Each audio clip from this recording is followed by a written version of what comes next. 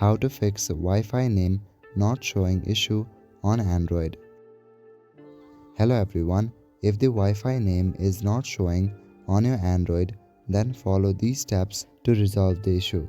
Firstly, make sure that your Wi-Fi is turned on. Roll down your notification bar and tap and hold on the Wi-Fi option. Make sure that it is turned on.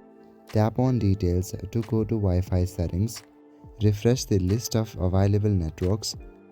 Now also confirm that the Wi-Fi router is powered on and broadcasting the SSID.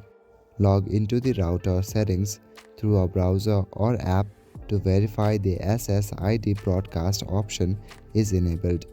Sometimes some kind of signal interference or distance from the router might cause the network to be hidden.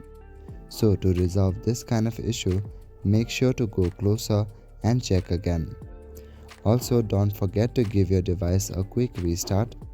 Restart your Android device and the Wi-Fi router to resolve temporary glitches. So that is it for this video. I will see you in the next one. Thank you.